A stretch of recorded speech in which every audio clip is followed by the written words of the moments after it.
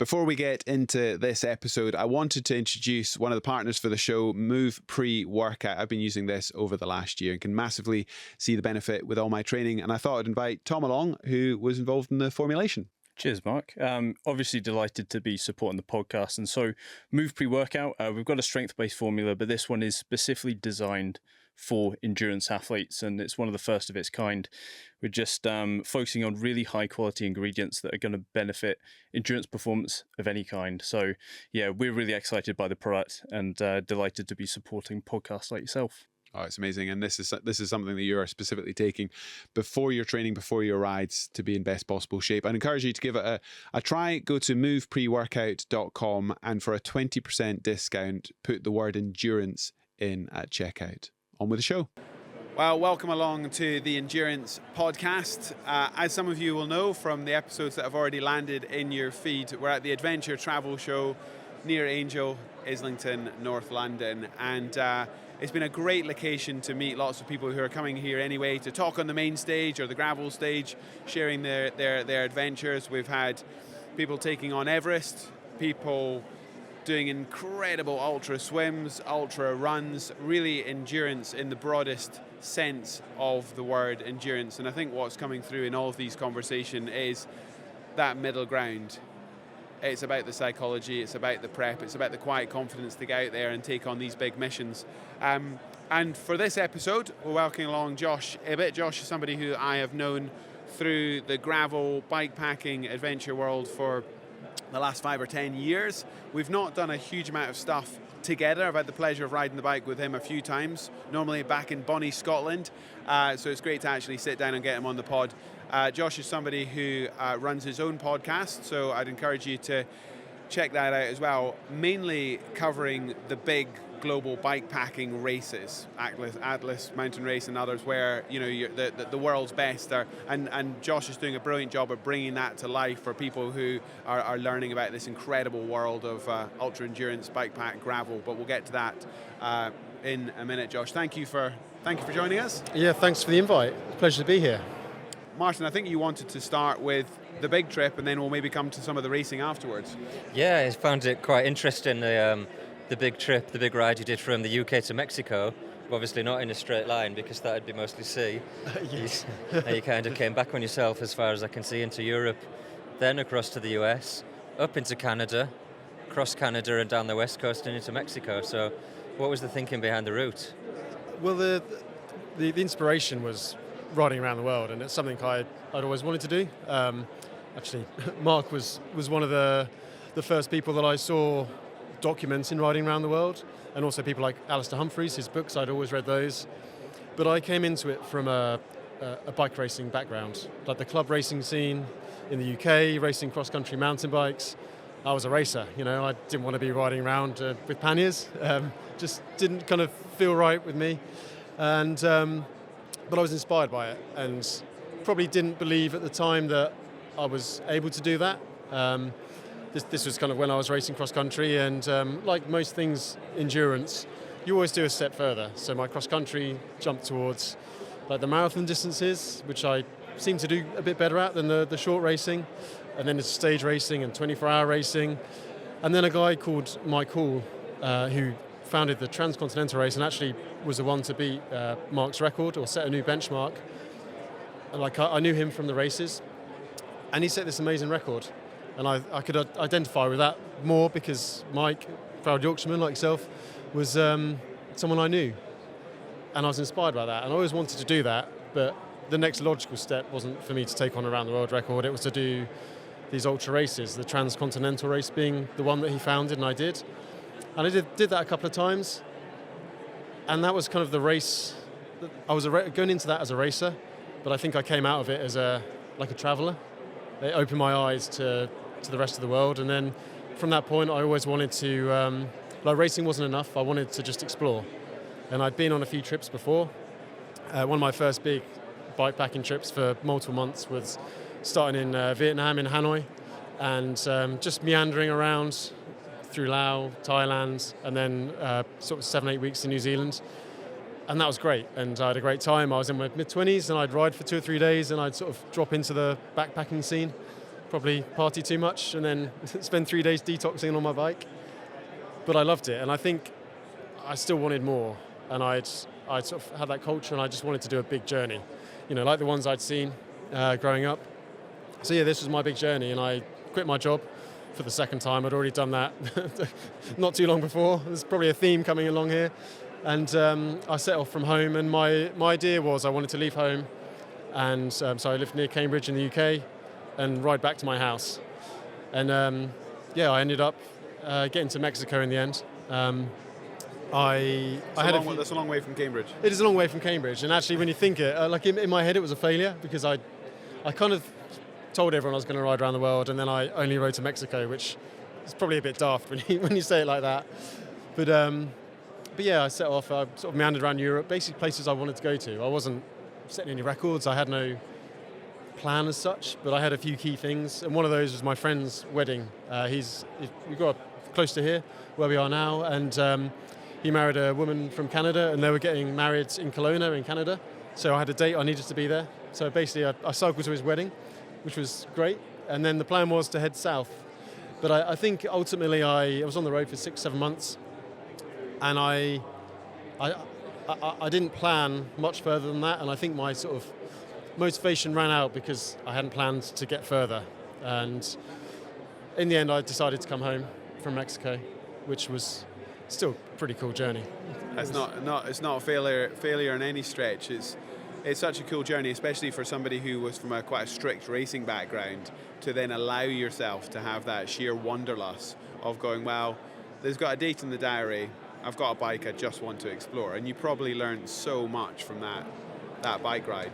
I did, and I think it's definitely led me to where I am now, because maybe 6 months is a bit too much for me to be on my bike all the time. I think I realised maybe you need the real life balance, and probably led me back towards the bikepacking races I do and I love. And I do love touring, I love bikepacking. And I found a good balance of, both. And one complements the other. There's nothing like a good bikepacking trip to train for these ultra races. And then the races, they kind of push your physical limits and mental limits more than the bikepacking trips. So it's a good balance, and it's definitely a worthwhile trip.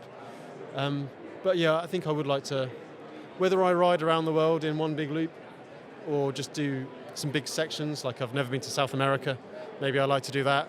And I've got a thing in my head, I'd quite like to ride to, China or Japan or somewhere like that in a long line. I quite like those big kind of continuous journeys from A to B. I think that's what really motivates me.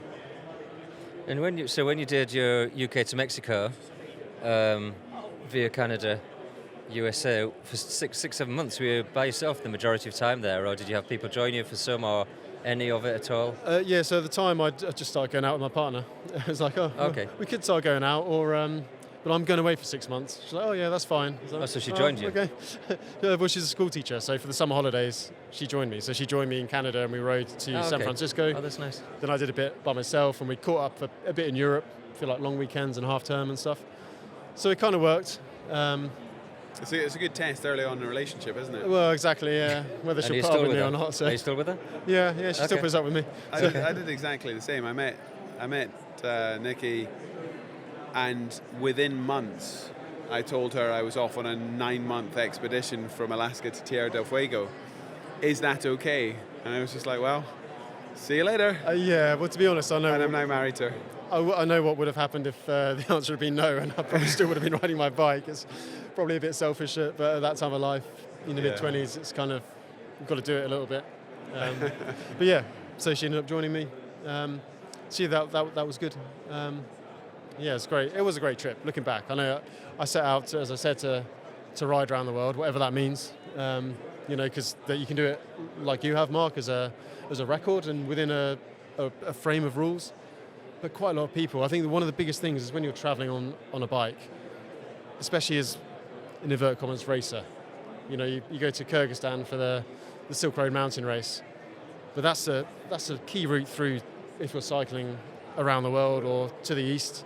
So I met loads of people just been cycling for 2 years, or I'm on a 6-month journey, I'm riding to Japan. You realise actually that a lot of people are doing this and they're not shouting about it, they're just doing it for the sake of it. Well, that's it. You do have a platform. you do interview some of the best racers and endurance gravel riders out there, but as you say, there are so many people we'll never know about who are just out there on their bikes exploring the world. I wanted to do something a little bit different with this episode, Josh, just given your experience. I wanted to give sort of a beginner's guide to the setup. You've got your bike along at the Adventure Travel Show in London here today. This is perhaps going to work better for those watching this on YouTube rather than listening on Apple, Spotify, or Amazon. But we're actually going to wheel your bike in, and you can chat through the basics because you've got decades of experience in terms of setup. Bike setup is also changing a lot in terms of the design and what's on offer. Now, we're not suggesting for a second that there's one way of doing it. This is just the choices that you've made. But so many people listening to the Endurance podcast series are just stepping into this for the first time. They're just maybe coming off a road bike onto a gravel bike, doing their first multi-day trips for the very first time, putting some bikepacking kit on their bike. And given the experience you've got, I just thought it was a pretty unique opportunity to do that. So let us reset the camera, wheel the bike in, and then we can get Josh's introduction to his setup, because you've just brought this bike back from racing where? Yeah, it wasn't even racing, I was just touring. So, okay, touring in? It was northern Morocco and Spain. So I met my friend Alex, and he again does a lot of these races with me. That's why I met him. You're doing these events, even if it's not about racing, it's always good to meet really cool, like-minded people. So I have friends all over the world. So my friend Alex, he lives in Innsbruck, and we met in Malaga, and we caught the ferry to Melilla, which is a little Spanish kind of enclave in northern Morocco.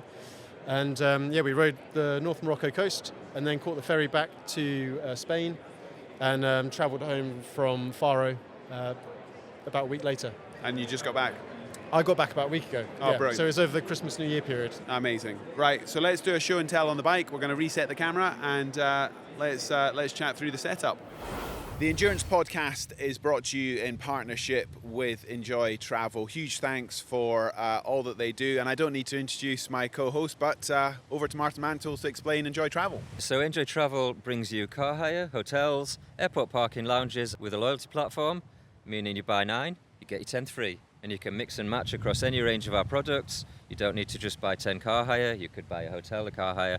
And we're giving you a special discount code to celebrate our podcast, which is RID3R, as in rider, and you'll get up to 30% off everything. So click on Enjoy Travel. It's been amazing for these epics, makes our travel so much more enjoyable and seamless. So thanks Martin, thanks Enjoy Travel. And for those who are listening to help out, we're sort of set in a corner booth at the Adventure Travel Show. We've set up Josh's bike just in front of us, and I completely appreciate that a lot of people listening to this will be pretty experienced, but it's dangerous to assume. So let's go through the basics. The basics in terms of the geometry and the setup and the bike that you've chosen to ride here, and then how you've accessorized it, because I think it's super interesting not just to see the setup that you've just come back from Morocco on, but also just comparing to 10 years ago or 20 years ago how endurance cycling has moved on as a genre. Yeah, so the bike I used for my recent trip is my Mason Boca, which is what you'd probably describe as a gravel bike. That's kind of the buzzword at the moment. But it makes it, a gravel bike makes a perfect bike for this kind of adventure. So on this particular trip, we were going to be primarily on road, but in Morocco, roads can be variable in terms of surface. Some can be quite rough. There had been a lot of rain recently, so there's lots of mud on the road. And also, I'm not adverse to finding a bit more of an adventurous route if it comes across. So we did a few gravel tracks as well along the coast, and basically I set the bike up so it was best suited for that scenario. So you can see the tyres I'm running. They're kind of a key part. They're quite wide. I think these are 45 millimeters, but fairly slick. So they roll fairly fast on the tarmac. But if you do get into a rougher section, then you've got enough to cope with it, and some fairly fast but durable wheels. So Mark's ridden Hunt wheels before. I've been riding Hunt wheels for as long as I've been doing these ultra races really. So these wheels have a slightly higher spoke count, and just gives you a bit more durability. And So just pause on that again for people who are listening and watching who maybe won't sort of think about these things. A higher spoke count, meaning you're not really compromising on much there. You're just giving a bit of extra strength with endurance riding. exactly, yeah. I mean, a spoke's what, 4 or 5 grams. So you're going to be adding a little bit more weight to the wheel set. But in the grand scheme of things, if you break a spoke, it's more likely to stay true. The super light wheels you see, for example, I don't know, a rider in the Tour de France might have less spokes to save every single gram, but if you break a spoke, the wheel's more likely to go out of true. Yeah. And obviously, if you're in the Tour de France or something, there's someone to, bring a new wheel for you or a new bike, and off you go. But when you're self-sufficient on an event or a trip, North Morocco is not renowned for its bike shops, so you do need to be self-sufficient, and that also means taking spares with you as well. Take a spare derailleur hanger. That's the key thing, because if your bike falls over, I mean, you've probably been there as much as I have, Mark. You lean your bike up outside a shop, and you come out and the wind's blown it over, and your rear derailleur is pretty exposed in that scenario. And if you break your hanger and can't fix it, then you're in trouble. So that's the one part. I mean, I would say that's top of the list in terms of parts. That and a chain link, because the reason that your rear derailleur does not attach straight onto the frame, the reason it's got that softer bit of metal connecting it, the rear mech hanger, is to allow for exactly that to go. If you break the connection point as opposed to the frame or the derailleur. Exactly, and that's great. But if you don't have the spare, then you might as well not bother. Yeah. So yeah, that's a key spare. I guess we can touch on spares, like a full spare list in a minute. But so that's the sort of the setup, and then I'm running actually electric shifters, Shimano GRX Di2. Actually, this group set's about 4 or 5 years old. I think some people are put off by electronic shifting, but I mean, this group set's done endless rides. I mean, we've probably ridden together on it, and that was probably 4 or 5 years ago. It's the same group set. So it is fairly reliable as long as you've got a basic understanding of it. And, if you can do your own maintenance on your bike, or even better, build your own bikes, then that's a really good way to learn every piece of your bike. So if you do have a problem when you're on a trip, it makes it easier to diagnose it and carry on. But it's kind of good to make sure you do, if you're confident in your kit before you go, and you're less likely to have those problems. I'm completely in the same camp insofar as riding electronic gearing, hydraulic brakes. There is more, if these systems, whilst being very reliable, do fail, it is harder to fix at the side of the road. And if you are going on international trips and boxing your bike up to travel, that element of flying your bike somewhere is something to be cautious of as well, especially around your brake setup, making sure that you put a spacer in your brake pads, and because if you're then in some remote location having to bleed your brakes, that is a more technical thing to do. So I guess it's just sort of geeking out a little bit on how to start your adventure with the bike, as you had it, as you wheeled out the bike shop. And that's probably one of the biggest questions I get is, how do you take your bike? And quite often, I guess the answer is it depends. But for this particular trip, I always like to have a couple of bike boxes. So new bikes come in big cardboard boxes. You can quite often get them from your local bike shop. They're quite happy to either charge you a small fee or give it to you to save them chucking it in the bin. And you can package your bike up, take the handlebars off, take the front wheel off if the box is big enough, take the seat post out, and then you can basically put your bike in a cardboard box. When you get to the other end, you reassemble it, and you can dispose of the box in the airport. And then at the other end of the adventure, that can be the tricky bit. But if you can find a bike shop, again, quite often they'll sell you a bike box or give you a bike box. Some airport counters will sell a bike box. But I have also been known to wrap my bike in bin liners and cling film and travel home from an airport when I couldn't find another option. That's brave. That's very brave. But you've already had the adventure by that point. So it's having a damaged bike on the way home isn't ideal, but it's better than on the way. Yeah, for sure. I'm interested in all the carrying equipment and how much can you fit in it and what do you put in each component to maximise your efficiency. So what's in each of the parts? Because I've never done this kind of cycling before. So I guess the bikepacking's evolved, and there's now companies that are making equipment. So the bags I have here are from a company called Tailfin. Big shout out to Nick, an old mate from university. Yeah, so it's a small world, isn't it? So, It is. So they've been supporting me for the last 4 or 5 years. And it's very kind of, like Nick's a bit of a technical geek. He loves the engineering side of it. So the unique thing about Tailfin is they use like this carbon arch on the rear, which supports the rear pack, rather than sort of some of the earlier brands just hanging it off the seat post, which swings around a bit. So yeah, the bags and equipment are evolving, and as the sport is becoming more popular, obviously more brands are investing in developing specific products, which is great. So for those listening, I have a Tailfin Aero pack, which is like my rear pack, which is around 20 litres of volume inside, maybe 25, I should check that. And a frame bag, which sits within the triangle of the bike, and I can fit my water bottles underneath that. And actually, that's worth pausing on, because smaller riders and women often struggle to fit the frame bag plus bottles in. So if you're doing endurance trips and you're riding 750 bottles, so 750 milliliter bottles, it's okay if you're tall the way you are and I am, Josh, but actually that is something to think about if you're setting up a bikepacking setup and you want to put a frame bag in like this, which is a great way of carrying like anything which is long, like maybe if you've got some tent poles or bike pump or anything which is like of that slightly longer shape, but it can compromise on the size of your small triangle. And a lot of female riders really struggle to get enough bottles on their bike whilst having bike bags. Yeah, and I mean, I'm fortunate. I'm 6'3", so I'm always riding like an XL bike, so it doesn't make it easier for me. But there are solutions now as well. You know, you can have packs on the down tube, underneath the down tube. You can fit bottles on top of the top tube sometimes.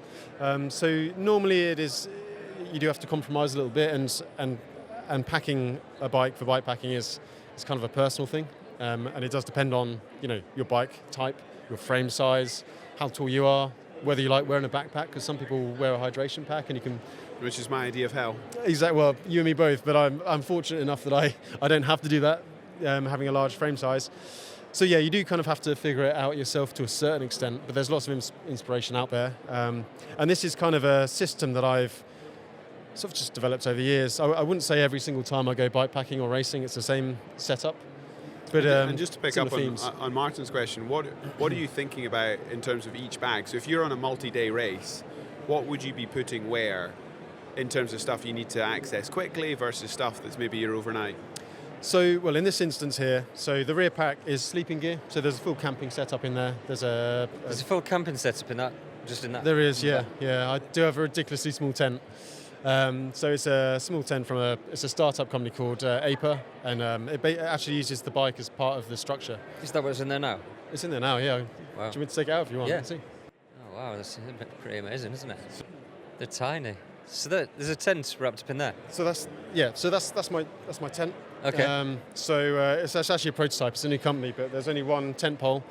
Okay. And the unique feature is it uses you stand the bike up behind it, and it holds it all up together. So it's not as flexible as a freestanding tent, but I mean that's tiny. Pretty small. It's nothing. Let's feel the weight of that. There you go. There's your house. And I'm 6'3", and I can sleep in it, no problems. So yeah, 5-star. Yeah, I slept in it on actually New Year's Eve. So it started 2026 in the tipping rain in this tent. Very good.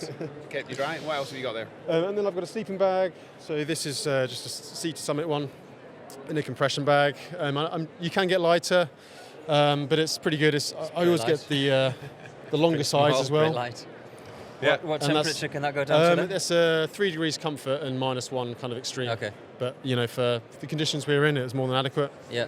And then a sleeping pad again. It's a Sea to Summit one, 3-season one. So again, that's your mattress. That's your bed. Exactly. Yeah. That's oddly bigger than your tent. It is. I know. Yeah. I know. You can get slightly more compact ones, but in this instance, I've gone for a bit more comfort over absolute minimum. So behind the saddle, you've got your house. Yes.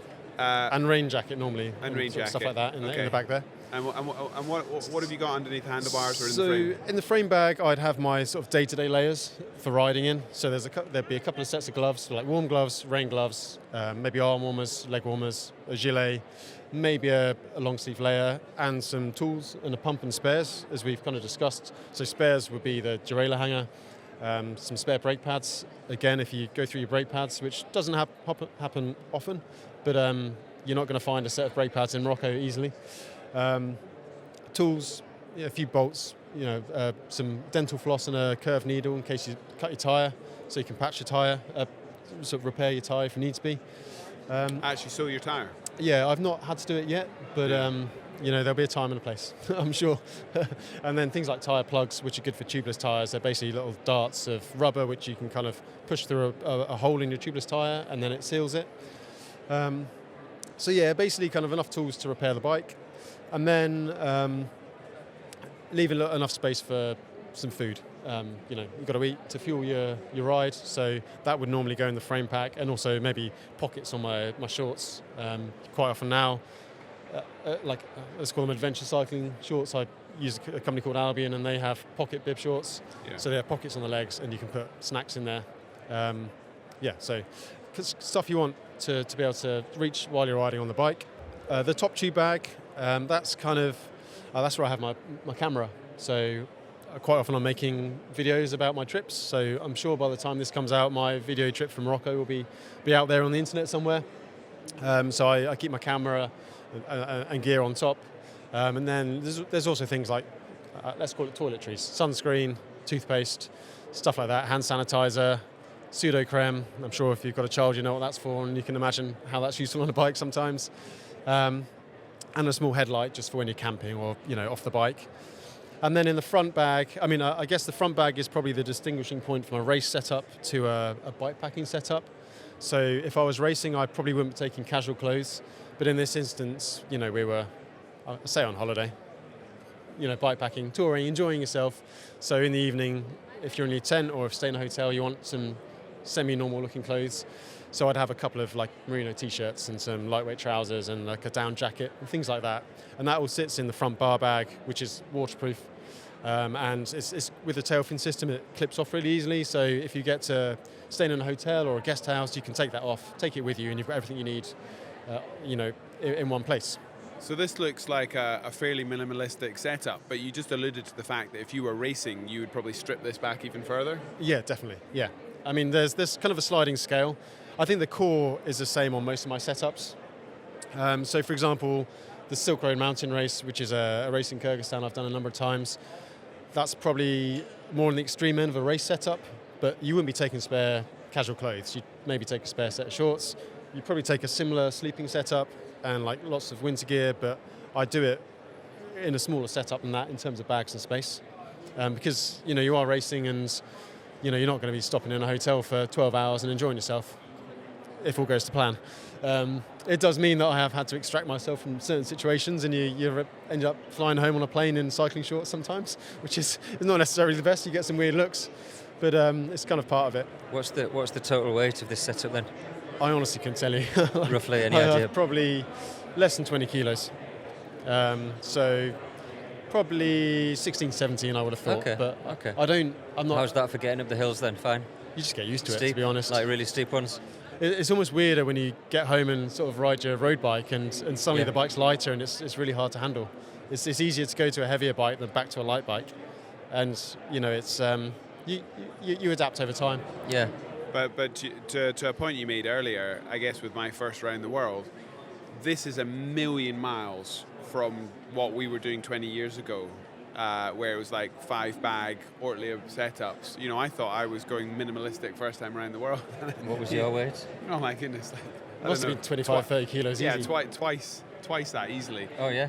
And the biggest thing in terms of handling is having pannier bags off the front forks. You've got the 3 bolts here on the front, which you could in theory put luggage racks on the front, but normally what people put on the front forks now are sort of oversized holders for strapping on either extra water or you could put some dry sacks, sort of anything type cages. Or water bottles. We talked about riders with smaller frames. That works really well. Whereas 20 years ago, we were putting full racks on the front with sort of a touring setup. But I remember when I went around the world in 2006, 2007, I thought I was being very innovative, because before that it was the Dawes Super Galaxy, drop frame. And I thought, no, I'm not going to do that. I'm going to go Dutch. I'm going to have like butterfly bars and internal gearing. And I thought like I was being revolutionary at the time. And then I look back now and I'm like, okay, things have moved on a lot. Yeah, and for me, like I said earlier, and I saw your documentaries and definitely an inspiration. But it just didn't look right, coming from a racing guy, like I was like, I'm not 80, I'm not touring, Yeah. regardless of, the fact you're doing a really amazing journey. But when Michael did it, I can't remember which year he did it, but must have been sort of 2010, 2011, something like that. And then he did it with a similar setup to this, probably lighter, probably without the bar bag. And when I saw that, I was like, yeah, that makes sense, it looks fast. You're going to set a record, you got to look fast. And obviously he was a trendsetter in that kind of space, and certainly he moved the bar forward, and I'm sure it's probably influenced you on your records. Oh, definitely. I mean, this looks very similar to the setup I took for the Africa record carried to Cape Town. It's the first time on the Endurance podcast we've done a show and tell like this. Hopefully it's really helpful for people watching. Hopefully it works on a podcast. What's that? Hopefully it works on a podcast. Yeah, exactly. Well, I mean, it's great now that we can film it as well as record it for audio. So thanks for sharing that. A lot of the other sharing and information that you do is now about these big races. So the communication side of it. So maybe we'll go there next in terms of you've taken on a lot of these amazing adventure gravel races yourself, but you're also now building a platform to showcase some of these races. Chat to us a little bit about what got you into that, what you're trying to do with it, where it's going. Yeah, well, I was lucky enough to get into the world of bikepacking at the right time, I guess. So already talked about Mike. He set up the Transcontinental race in 2013 for the first edition, which I was too scared to do. I didn't do it, but I was dot watching it. So if you don't know what dot watching is, a lot of these ultra races have like an online map, and each rider has a little dot. So I guess the term dot watching has been coined for the people that watch that. And there's not much information on the map. There's just a dot going across a map. And there was limited. I started early on. I'd done quite a few of these things when it was very niche, and now it's getting to a bigger audience. And there was some kind of coverage, but it was more like blog and written reports, and I just felt like there was a better way to do it. And I just gave it a go, how these things sometimes start like that. So I basically do like a bit of recording at home, and I share the tracker, and I talk about it. And as I've been lucky enough to do a lot of these events that I cover, and I try and cover events which I have mainly done before, so I can speak from personal experience and have photos or even video of some of these places. I just try and bring it to life a bit, because there's some pretty wild places you can go to on these events, and it was frustrating that it never really came across. So I thought, well, I'll give it a go. And it seems to have taken life. So I do daily updates on the bigger events like the Tour Divide, which is an off-road event traversing the length of the USA, and the Transcontinental race, and I'll be doing the Atlas Mountain race in February. Again, an event I've done numerous times, so I feel like I can give some good insight to it. And just try and bring it all together into one place and make it a better experience. And then in addition to that, there's so many events now that I couldn't possibly cover everyone by myself. So I created the Ultrascape podcast with my co-host, Becky Waters, who's great. She's done a lot of these events herself. She's documented them in media teams. Between us, hopefully we can give a good balance of coverage to this weird little world of ultra cycling. No, I love it. It's opening the access, because for every person who actually wants to get out there and take part in the Continental Divide or the Atlas Mountain Race, there's 10 or 100 others who want to vicariously live these adventures whilst never actually going to do it. So all credit to you. And just shout out one more time how people follow these races and through your channels. So you can follow it on YouTube, which is probably the number one place to go to. So I'm Josh Ibbett on YouTube. And then on various podcasting platforms, so Apple and Spotify is also one of the ones we use. Yeah, superb. Yep. I'd encourage people to do that. Martin, while we've got Josh, this is a completely different setup to what we're going to be racing Europe with next year. Absolutely. I think as you go on this endurance journey that you've been on over the last sort of 5 years, it is interesting to dip into different aspects of endurance cycling, isn't it? It sort of opens your eyes to. I'm looking at the bike, and I'm fascinated by how you can literally live off something like this for 6 months. And you've got your entire living quarters, if you like, in that little box at the back, and your entire wardrobes in that bit at the front. It's really fascinating. Yeah, I mean, there's some sort of military precision about that. Sort of absolutely, absolutely. Knowing where everything is, having your house on your back, sort of thing. It's just your house on your bike here. Yeah, it's fascinating. I love it. Yeah. You kind of get used to it over time, and I found actually on my first trips, I'd come home and have massive clear outs because I've realised you could live on with basically nothing for multiple months at a time, and then you get back to your room you've rented or whatever, your house, and you're like, I've got so much junk that I don't use. So everything though becomes a luxury when you travel like this for so long, and you're really reliant on a minimal amount of things, and then you get back home after being away for weeks or months. Everything must be a luxury. Yeah, you do have to lower your standards a little bit though, somewhat. Maybe you can't live the bikepacking lifestyle in normal society, and you should change your clothes a little bit more often. But well, Angus Young made that point. He couldn't see the advantage of taking 2 pairs of bib shorts over one, because then you just end up with 2 dirty pairs of bib shorts. I did get that point. Yeah. Yeah, but then when you put that clean set on, it's the best. It's the best feeling ever. Yeah, but you only get it once. You only get it once. Then once you've done it. I like to have options. But you can do laundry while you travel as well, so Well, Josh, I'm really chuffed that you brought your bike along, because it's given us an opportunity to get back to basics in terms of the setup. You're somebody who's really honed this brilliantly. I think you're doing a brilliant job bringing people into the gravel bikepacking racing world. So all strength to you doing that. And it'd be lovely to catch up in the future as we continue with the endurance platform. You continue doing what you do in terms of the racing scene. It was interesting because for the audience at home, Josh and I were on stage a few hours ago in conversation with the wonderful Emma Cole, and it's funny that people put us in the same bracket. They put us on stage together and say, well, you two guys have done similar stuff, and we've not. Well, I think we established in the very first question that we've both gone at it from 2 different ends of the spectrum. We've come at endurance cycling from 2 completely different perspectives, and I learn a lot from people like yourself who have brought that sort of racing pedigree into what you've done, and now the fact that you're using your media platform to inspire the next generation. So all strength to you. So thank you very much, Josh. Well, thanks for the invite, and I look forward to seeing you guys in your challenge this summer as well. I know. Yeah, not long to go. Not long to go at all, no.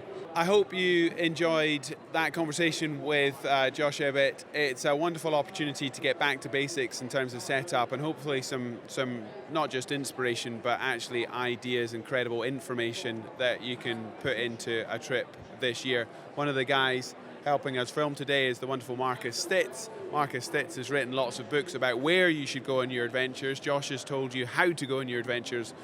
Nothing left to do but just get out there and have an amazing gravel adventure. So if you enjoyed that as much as we did, if you enjoyed looking at the setup of the bike, and you're inspired in any way whatsoever, which I hope you are and you should be, because I am, please share it with your friends, please press the like button, and don't forget to subscribe. And write a comment, by the way. Thanks, everyone. Thank you.